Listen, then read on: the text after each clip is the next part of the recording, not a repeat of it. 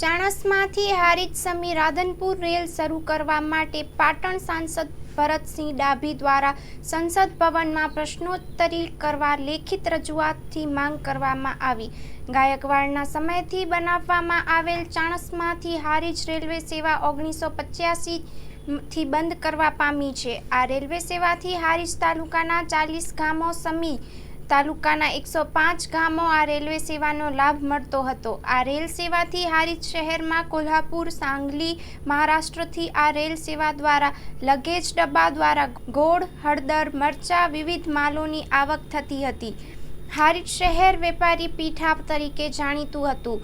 આ હારીજ શહેરમાંથી સમી તાલુકામાં વાગડ સુધી માલોની હેરફેર થવા પામતી હતી। 1985 આ રેલ સેવા બંધ થવાથી હારીજ વેપારી મથકને મોટો ફટકો પાડવા માંડ્યો છે અને ટ્રાન્સપોર્ટ ખર્ચ વધી જવા પામ્યો છે, જેને લઈ આફઠાને ઘણી અસર જોવા મળે છે। શહેર વેપારી મિત્રો તેમજ જાગૃત નાગરિકો દ્વારા રેલ વિભાગને વારંવાર લેખિત રજૂઆતો કરવામાં આવે છે।